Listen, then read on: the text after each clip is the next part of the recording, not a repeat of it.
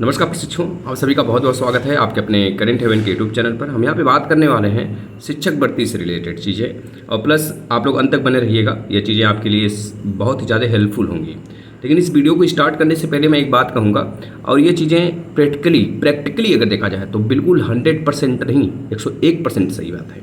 अगर आप स्ट्रगल करना बंद कर दो यह सोच कर कि अब आगे की रास्ताएँ बंद हो चुकी हैं, सारे रास्ते बंद हो चुके हैं, तो तरक्की रुक जाती है। तो याद रखना, लेट है यानी कि देर है लेकिन अंधेर नहीं है। यह बातें 100% नहीं, 101% सत्य है। यहाँ पर आ जाएंगे कुछ देवी देवता ये कहने के लिए बहुत बोल रहा है, क्या कल मतलब कहाँ से लाएगा भर्ती, मतलब ये सारी चीज़ें। लेकिन आज की जो वीडियो है अंत तक अगर जुड़े रहेंगे तो सारी चीज़ें आपको क्लियर कर दूंगा। आज मैं इस वीडियो को बोर्ड पे बनाने वाला था, लेकिन थोड़ी सी गले में प्रॉब्लम की वजह से मैं वहाँ पर थोड़ी सी दिक्कत हो जाती है मुझे, तो मैं इस वजह से यहाँ पे आपको बैठ कर समझाऊंगा पूरी अच्छे तरीके से। इसको आप अंत तक देखिएगा, मात्र 2 से 4 मिनट हमारे साथ मतलब बने रहिएगा। और यहाँ पर एक चीज़ से और बात करने वाले हैं, 1/4 जो जुड़ने वाला मामला है, यह मतलब कि किसका वेटेज बढ़ाएगा और किसका वेटेज घटाएगा, क्या एकेडमिक का या फिर एक तरह से सुपर टेट का। तो इसके विषय पर भी हम खुल के बात करेंगे। और यूपी टेट कब तक आ जाएगा, अब इसके लिए कितना जल्दी आ जाएगा, इसके ऊपर भी बात करेंगे। पूरा चीज़ें आप देखने के बाद समझ जाओगे कि मुझे तैयारी करना चाहिए या नहीं करना चाहिए। देखिए, सबसे पहली बात है शिक्षक चयन आयोग का। अब यह बिना बने ना ही भर्ती होगी। अब यह भी तय हो चुका है, जो लोग बात करते थे, मतलब हमारे सीएम जी खुद ने ये चीज़ें ट्वीट करके बताया हुआ था कि जब अगर आयोग बनने में डिले होगा तो हम यूपी टेट हो सकता है कि आयोग बनने से पहले हो जाए। लेकिन यहाँ पर चीज़ें, आपका जो चुनाव था, जो आचार संहिता थी, आपको पता है 2 मई का नोटिस है। 2 मई के नोटिस में ये बातें साफ साफ मेंशन थी कि पहले ड्राफ्ट बनेगा, 12 सदस्यों वाला ड्राफ्ट बनेगा। इस ड्राफ्ट का काम क्या होगा, यह 5 दिन में पहली बात तैयार हो जाएगा। नहीं, 7 मई को यह बन के तैयार हो गया था, 7 मई को बन के तैयार हो चुका है ड्राफ्ट। अब मैं आगे चलूंगा तो सारी चीज़ें क्लियर करते चलूंगा आपकी, बस आप सुनते चलना मेरी बातों को और समझते चलना। समझना जरूरी है आपको, क्योंकि आप समझदार व्यक्ति हो, ग्रेजुएट हो, प्लस आप पोस्ट ग्रेजुएट भी हो चुके होंगे, बीएड है, डीएलएड है, आप बच्चों को पढ़ाने वाले हो, तो खुद समझ सकते हो। आपको कोई बेवकूफ़ नहीं बना सकता, इतना याद रखना। पढ़े लिखे व्यक्ति को कोई बेवकूफ़ बना ही नहीं सकता, चाहे दुनिया का कोई भी कितना भी ताकतवर इंसान हो, पैसे से या फिर दिमाग से। लेकिन अगर पढ़ा लिखा व्यक्ति है तो उसे कोई नहीं हरा सकता। ये चीज़ दिमाग से मतलब सोच सकते हो आप। तो देखो, ड्राफ्ट 5 दिन में तैयार होना था, वो चीज़ें तैयार हो चुकी हैं। 7 मई को ड्राफ्ट तैयार हो चुका है। अब यह इस ड्राफ्ट का काम क्या था मैं आपको समझाता हूँ। इस ड्राफ्ट का यही काम है कि यह जो आयोग में व्यक्ति होने वाले, क्योंकि इस ड्राफ्ट में 12 कमेटी मतलब 12 सदस्य हैं, एक अध्यक्ष और 11 सदस्य अन्य सदस्य। तो इस 12 का काम यह होगा, इसमें इसी कमेटी मतलब इस आपके जो ड्राफ्ट है ना, इसमें आपके पीएनपी के जो सचिव हैं इस समय भूषण सर जी, भूषण चतुर्वेदी, अनिल भूषण चतुर्वेदी, तो यह भी शामिल है इसमें, समझ रहे हैं ना।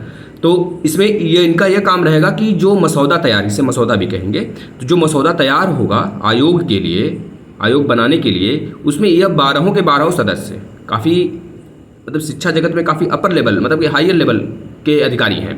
तो यह तय करेंगे कि भर्ती कैसे कैसे होगी। भर्ती में जो अलग अलग अभी कमेटियाँ थी जो भर्ती करा रही थी, उनको जब एक में मर्ज किया जाएगा तो इसमें क्या चीज़ें हमको मतलब क्या चीज़ें हमको पॉजिटिव देखने को मिलेगा।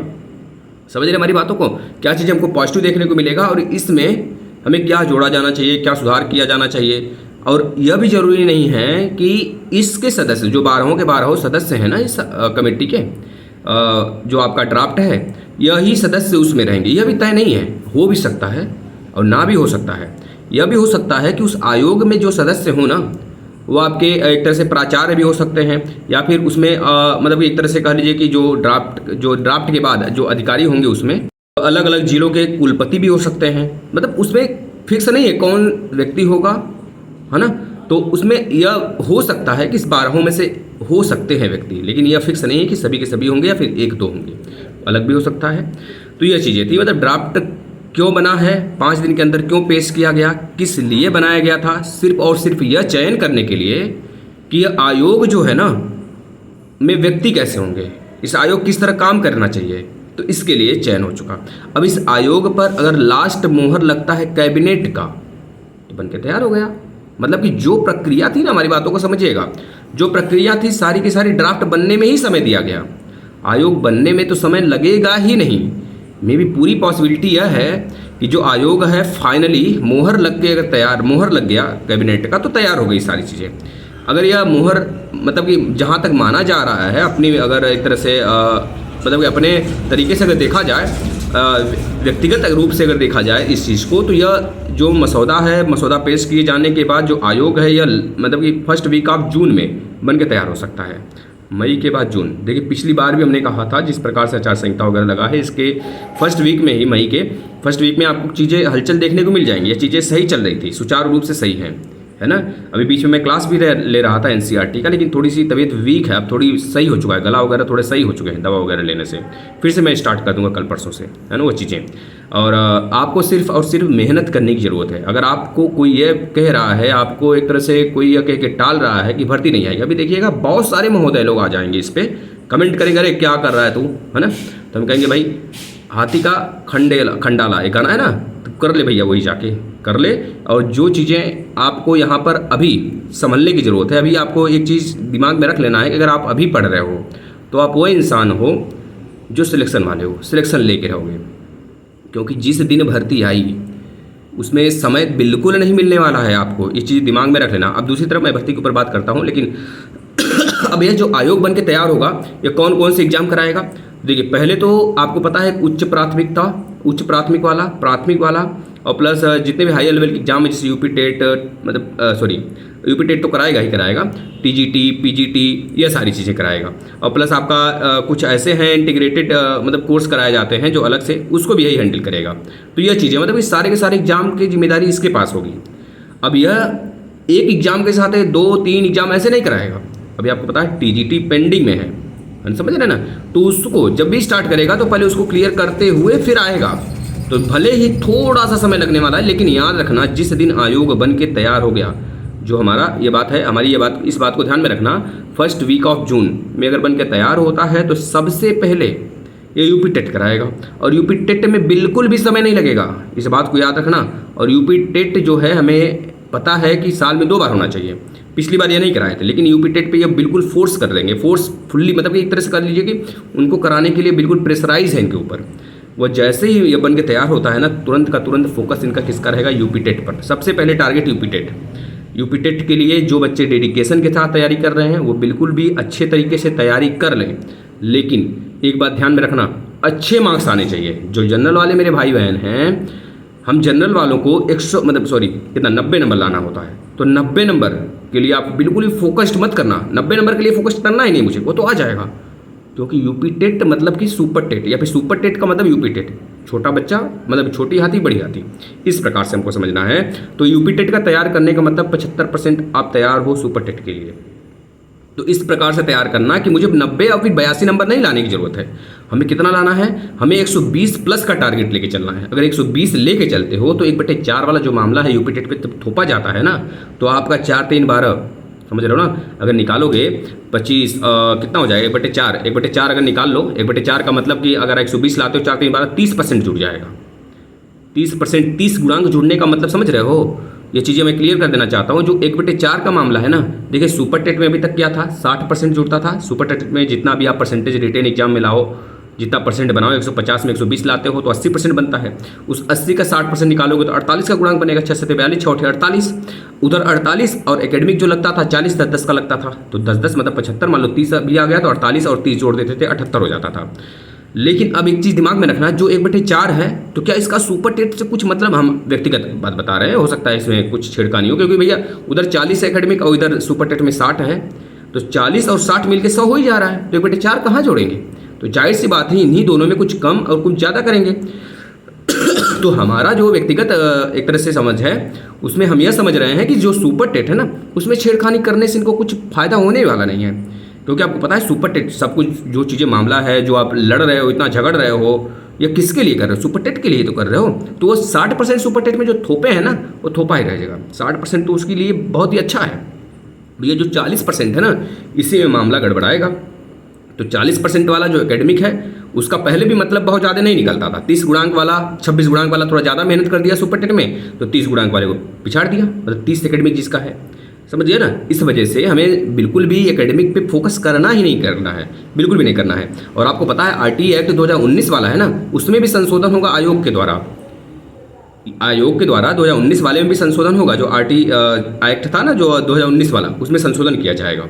और यही सब चीज़ों के लिए बिल्कुल आयोग बनना, मतलब बनने के लिए बिल्कुल प्रेशराइज है। और फर्स्ट वीक में जून के ये चीज़ें हमको देखने को मिलेगी।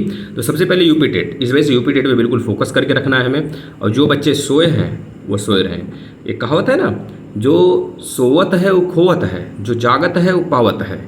तो हमें जागना है और पाना है ना। और एक बहुत सारे कहावत हैं। तो कहावतें क्या, हम क्लास भी आपके एनसीईआरटी के मैथ के मैंने ख़त्म कर दिए हैं, है ना, पूरे के पूरे। और एनसीईआरटी का 3rd क्लास का जो एसएसटी वो भी मैंने ख़त्म कर दिया है। थोड़े से गले में प्रॉब्लम की वजह से मैं क्लास कंटिन्यू नहीं कर पाया, लेकिन अब मैं कल से कंटिन्यू हो जाऊंगा। 3 के बाद 3 का मैंने करा दिया है। 4, 5 मैंने अभी प्लेलिस्ट नहीं बनाया हुआ है, तो प्लेलिस्ट बना देंगे। यूपी टेट के अगर बच्चों आपको कोर्स करने हैं पूरे के पूरे, तो आ जाना प्लेलिस्ट में, सब के सब मिल जाएंगे, हर एक सब्जेक्ट मिलेंगे। बिल्कुल अच्छे तरीके से मैंने करा दिया है। और अच्छे से लगना है हमें दूसरों पे नहीं जाना है। जैसे कुछ बच्चे, मैं बार बार इस बात को बोलना चाहता हूँ। एक कौन थे भैया, उनका नाम भी मैंने लिखा हूँ, राहुल तिवारी। बहुत बड़ी गर्मी है इनके अंदर ना, तो गर्मी शांत हो जाएगी कभी हम जैसे अच्छे लोगों के पाले पड़ जाएंगे ना, सामने सामना, यानी गर्मी तुरंत के तुरंत शांत। मत समझ रहे हो ना। यहाँ पे शिक्षा जगत के प्लेटफॉर्म पे मैं ये चीज़ें नहीं बोलना चाहता हूँ, लेकिन ऐसे लोग ना किसके पात्र हैं वो चीज़ें समझ में आ ही जाता है। समझ रहे हो ना। ऐसे लोग सिर्फ एक ही चीज़ के पात्र ही हैं। इनको अगर मान लो यह चीज़ें मैं कहूँ ना, चल जाने तो छोड़ो, उस बात को मैं नहीं करना चाहता हूँ बच्चों आपसे। बस यही कहूँगा कि तैयारी करना बहुत ही ज़्यादा ज़रूरी है। आपके माँ बाप के सपने आपके ऊपर डिपेंड हैं। अब कितने दिन उनको बहकाओगे बताओ तो जरा। अब आपके पास समय बिल्कुल भी नहीं है। यह अगर चीज़ें आप सोच रहे हो भर्ती नहीं होगी, बिहार में भर्ती हो रही है, नहीं हो रही है क्या, वहाँ पे हो रही है ना। तो बस हमें यही कहना चाहता हूँ कि जब भी भर्ती हो, क्योंकि कांटे की टक्कर होने वाली, बिल्कुल समझ लो कि धागे की नोक के बराबर। 1-1 लाख बच्चे होंगे, 1-1 नंबर के अंतर पे, पॉइंट के अंतर पे 1 लाख बच्चे होंगे पॉइंट के अंतर पे। अगर पॉइंट से भी रुकते हो ना, तो वो उससे पूछो जो वो पॉइंट से रुका है। यार मैं जानता हूँ इस चीज़ को, मैं बहुत झेला हूँ और आज भी झेलता हूँ। झेलने की इतनी ताकत हो चुकी है हमारी ना कि कुछ भी फर्क नहीं पड़ता है। हाँ, बहुत कुछ सीखता हूँ। तो ये चीज़ें मैं आपसे इस वजह से शेयर करता हूँ क्योंकि मैंने अनुभव हमारे पास है उस चीज़ों का, क्योंकि मैं हारा हूँ। मेरे पास कई सारे एग्जाम्स के लेटर हैं, है ना। जब पॉइंट से व्यक्ति रुकता है ना, तो उसको समझ में आता है उस पॉइंट का महत्व क्या होता है ना। नहीं तो तब तक नहीं समझ में आएगा, क्योंकि उसको महत्वहीन लगेगा पॉइंट ना। अरे पॉइंट से रुक गए, पढ़ने में गधाए थे। तो ये चीज़ें तो आपको अभी से लगना होगा इस पॉइंट के टक्कर को ना, क्योंकि 30 अगर रहता है एक सीट पर, 30 बच्चों का फाइट होता है, तो 5 बच्चे ऐसे होंगे ना, तो समझ लो उसको पीछे कर पाना अपने आप में कम से कम 2 घंटे एक्स्ट्रा पढ़ने के बराबर होगा। तो 2 घंटे एक्स्ट्रा पढ़ो उनसे जो 5 बच्चे होंगे टक्कर की, तो तभी जाके सिलेक्शन मिलने वाला है। क्योंकि भर्ती बार बार आपको देख ही रहा है ना कैसा हालत है। अगर आ गया ना, तो यह दोबारा की कल्पना छोड़ के चलना, एक ही बार में हमको सिलेक्शन लेना है। चाहे हमें कुछ भी करना पड़े, चाहे जितनी भी मेहनत करनी पड़े, चाहे हमें 4 ही घंटे दिन में सोने पड़े। समझ रहे हैं ना। बस यही हम आपसे दुआ करते हैं कि आप पढ़ना शुरू कर दीजिए। जो भी चीज़ें हैं यूपी टेट पे बहुत ही बेहतरीन तरीके से तैयारी करिए। यूपी टेट के बाद हम आ जाते हैं सुपर टेट पे। अगर यूपी टेट में आप 120 130 के कैटेगरी के बच्चे हो ना, तो इतना समझ लेना आपका सिलेक्शन सुपर टेट में 100% तय है। बस थोड़ा सा एफर्ट लगाना, प्रैक्टिस सेट लगाना। 75% तैयार है चीज़ें, 25% तैयार करना है। धन्यवाद। अगर कोई वर्ड ऐसा मैं बोल देता हूँ जिससे आहत होते हैं आप, तो उसके लिए मैं माफ़ी चाहता हूँ। और ऐसे बच्चों से जो आते हैं केवल कमेंट करने, डीमोटिवेट करने बच्चों को, तो उनसे भी मैं आग्रह करता हूँ भाई आप वीडियो को स्किप कर दिया करें चीज़ों को देखकर, क्योंकि आपके कमेंट से आप तो डीमोटिवेट पहले से हैं। आपके दिमाग में भूसा तो भरा है पहले से, और बच्चों के दिमाग में आप भूसा नहीं, बहुत कुछ चीज़ें, गंदी चीज़ें भर देते हो, जिससे बच्चे डिमोटिवेट हो जाते हैं। इनको यह लगने लगता है कि भर्तियाँ नहीं आएंगी। यह तो कभी नहीं कहा गया भर्तियाँ नहीं आएंगी। अब मैं क्या बताऊँ इस बात पे, मैं माफ़ी चाहता हूँ और इस वीडियो को इसी जगह समाप्त करना चाहता हूँ। आप लोग पढ़ना स्टार्ट कर दें। धन्यवाद।